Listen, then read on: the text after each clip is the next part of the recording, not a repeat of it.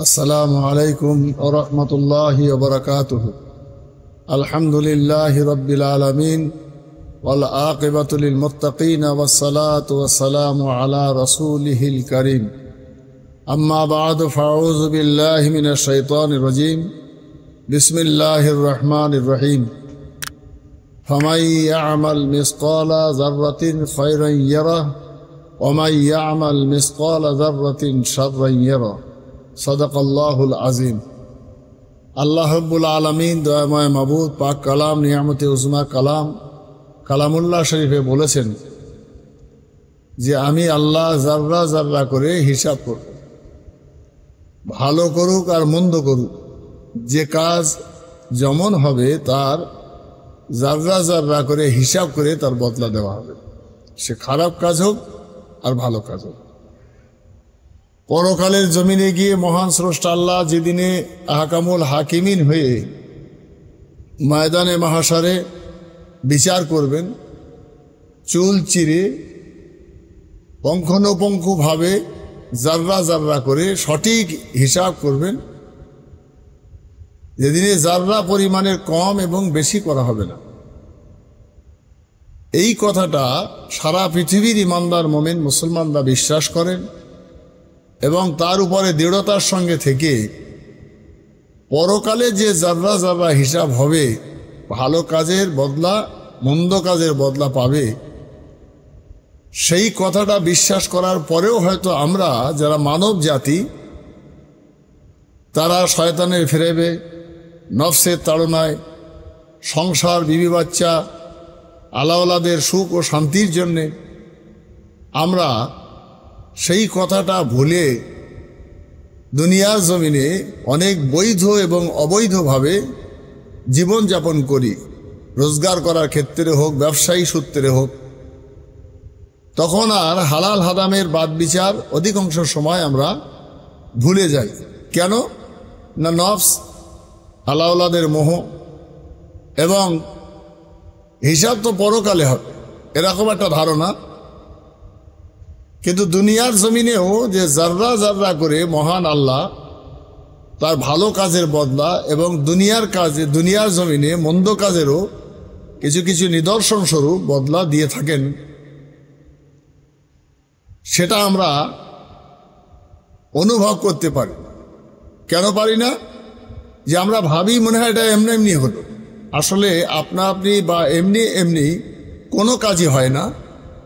নিঃসন্দেহে আমাদের যে কর্ম, সেই কর্মের উপরে বেশ করে মহান স্রষ্টা আল্লাহ যে সূক্ষ্ম বিচার করেন তা দুনিয়ার জমিনে কিছু নিদর্শন স্বরূপ দেখিয়ে দেন।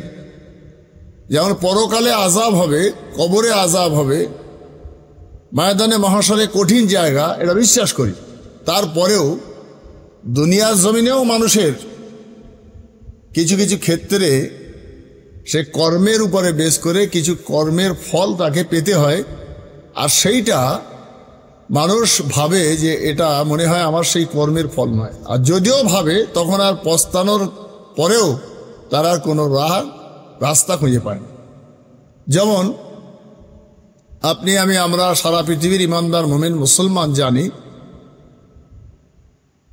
যে জাররা জাররা হিসাব পরকালে হবে, নেকি এবং বদি, ভালো এবং মন্দের। তো দুনিয়ার জমিনে যেমন নিদর্শন স্বরূপ বলা যেতে পারে, একজন বাদশাহ তার বাদশাহী আমলে দেশের মানুষের সুবিধার জন্যে সিদ্ধান্ত করলেন যে নদীর পাশ দিয়ে একটা বিরাট রাস্তা তৈরি করে দেবেন, এবং তার ভাবনা হলো যে সেই পথের পথিক যারা যাবেন, যেহেতু মরুভূমি দেশ, ক্লান্ত শ্রান্ত হয়ে পড়বে, পিপাসিত হবে, তাই তাদের সুবিধার জন্যে মাঝে মধ্যে একটা করে গাছ লাগিয়ে দেওয়া, বসার জায়গা করে দেওয়া, এবং সেখানে একটা করে নদীর সঙ্গে ঘাট বা নদীতে নামার পথ তৈরি করে দেওয়া, যাতে মানুষ সহজে পানি নিতে পারে, পান করতে পারে, আবার সেই গাছতলায় বসে বিশ্রাম করতে পারেন। ঘোড়া উট বা গাধায় করে সাওয়ার হওয়া মানুষগুলো তারা গাধা ঘোড়া বেঁধে তারা বিশ্রাম নিতে পারে। এসব ভাবনা ভেবে পরকালের জন্যে নেকির আশায়, সওয়াবের আশায় তিনি এ কাজ করলেন। তো সেই পথ দিয়ে পথিকরা যায়, ব্যবসায়ীরা যায়। একটা গাছের গোড়ায় বসে একজন মানুষ বিশ্রাম করলেন, নদীতে উঠে মুখ হাত পা ধুলেন, ধোয়ার পরে সেখান থেকে পানি পান করে আবার রওনা দিলেন। এই ব্যবসায়ী লোকটার কোমরে একটা পেটিতে অনেকটা টাকা স্বর্ণ মুদ্রা বাঁধা ছিল। তিনি যখন ওখানে ঘাটে নামলেন তখন ওই স্বর্ণ মুদ্রার টাকার থলেটা ওখানে পড়বার পরে সেই লোকটা উঠে আবার চলে গেল, অথচ তার খেয়ালের অগোচরে যে টাকাটা পড়ে গেছে সেটা ভাবনাই, সে বুঝতেই পারেনি। কিছু দূর যাওয়ার পরে যখন তার স্মরণ হলো এবং তিনি ভাবলেন যে টাকাটা ওই ঘাটেই পড়তে পারে, যখন তিনি ভাবছেন বা ফিরে আসছেন, এর মাঝখানে একজন লোক এসে সেই ঘাটের থেকে টাকার তবিলটা নিয়ে সে আবার উল্টো দিকে চলে গেল। যথারীতি উনি টাকার জন্য ফিরে আসছেন, এর মাঝখানে একজন এসে টাকাটা নিয়ে চলে গেছেন। তৃতীয় একজন ব্যক্তি এসে সেখানে পানি পান করলেন, মুখ হাত পা ধুলেন, বিশ্রাম করবার জন্যে ওই গাছতলায় বসলেন এবং তিনি শুয়ে পড়লেন। যখন ঘুমিয়ে পড়লেন, ইনি টাকার সন্ধানে ফিরে আসার পর এই মানুষটাকে ডাকলেন, চোটপাট করা শুরু করলো, মারধর করা শুরু করলো যে এক্ষুনি গেছি আমি, এক্ষুনি তুই এসছি, নিশ্চয়ই এ টাকা তোরই কাজ। সে বারবার কসম খাচ্ছে, বলছে যে না, আমি না, টাকা তোমার আমি পাইনি, আমি নেইনি। কিন্তু সে রাগের বশীভূত হয়ে বিশ্বাস করতে পারল না যে মাঝখানে আরেকজন এসে টাকাটা নিয়ে গেছে।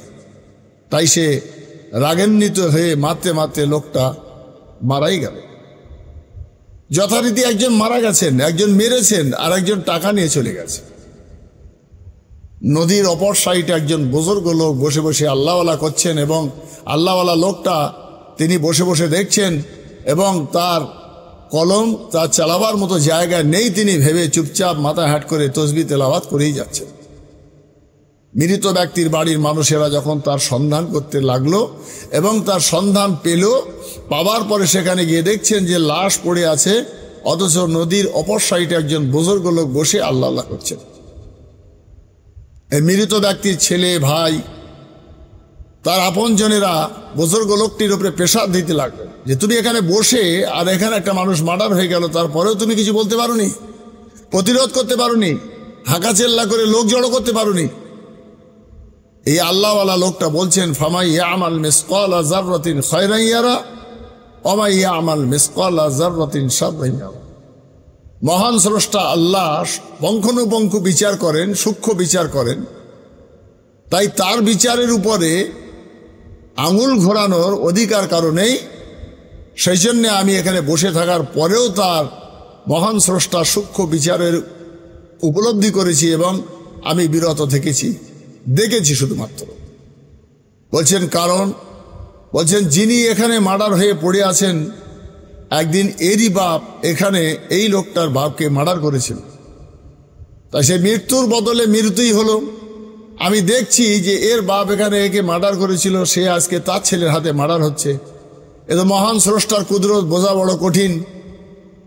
এবং যে লোকটা টাকা নিয়ে চলে গেল, টাকার তবিলটা, ঠিক ওর বাপেরই টাকার তবিল একদিন এর বাপ নিয়ে গিয়েছিল।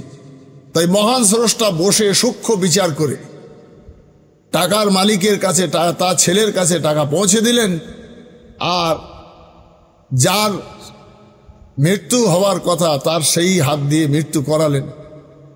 তাহলে মৃত্যুর বদলা মৃত্যু, আল কতল বিল কতল, এ তো কোরআনুল কারিমের সেই কথা অনুযায়ী কতলের বদলে কতল হলো এবং যার পাওনা টাকা সে পেয়ে গেল। আমি এখানে বসে আল্লাহর এই সূক্ষ্ম একটা বিচারের নমুনা দেখছিলাম আর বলছিলাম যে মহান আল্লাহ, তুমি কত বড় কুদরতওয়ালা, কত বড় ন্যায় বিচারক, তুমি কত বড় একজন দয়ালু, মেহেরবান, যে যেমন পাওনাদার হবে তার তেমন পাওনাটা বুঝিয়ে দেবে এবং যে যেমন দেনদার হবে তার দেনা তেমন পরিশোধ করাবে। মহান স্রষ্টা আল্লাহ, তোমার এই সূক্ষ্ম বিচার দেখে আমি তোমার শুকরিয়া আদায় করে বলছি আলহামদুলিল্লাহ। তাই পরকালে গিয়ে যাররা যাররা বিচার হবে ভাবনা না ভেবে দুনিয়ার জমিনেও মানুষ যেমন কর্ম করবে তার ফলটা যে খারাপ হবে সেদিকে লক্ষ্য রেখে তার বদলা যে তাকে দুনিয়ার জমিনেই দিতে হবে এমনও ক্ষেত্র ঘটবে। তাই সেগুলোকে উড়িয়ে না দিয়ে, তখন না পৌঁছতে, তখন না আফসোস করে, বরং মানুষকে সংযত হয়ে সূক্ষ্ম বিচারক যখন সূক্ষ্ম বিচার করবেন সেই বিশ্বাস রেখে পৃথিবীর জমিনে কোনো মানুষ ইমানদার মোমেন মুসলমান কারো কোনো হক নষ্ট না করে, কারো প্রতি কোনো অবিচার না করে, কারো প্রতি কোনো অন্যায়ভাবে আঘাত না দিয়ে একটা মানুষের সঠিক পথে চলবার জন্যে মহান স্রষ্টা আল্লাহর কাছে 5 ওয়াক্ত নামাজ আদায় করবার সাথে সাথেই কোরআনুল কারীমের পবিত্র আয়াত যে ইহদিনাস সিরাতাল মুস্তাকিম, ইহদিনাস সিরাতাল মুস্তাকিম, আল্লাহ তুমি আমাকে সিরাতে মুস্তাকিম সোজা সোজা পথের পথিক বানাও। আল্লাহ রাব্বুল আলামিন আমাদের সোজা পথের পথিক তথা সিরাতে মুস্তাকিমের উপরে কায়েম থাকার তৌফিক দান করুক। ওমা তৌফিকি ইল্লা বিল্লাহ। আসসালামু আলাইকুম ওয়া রাহমাতুল্লাহ।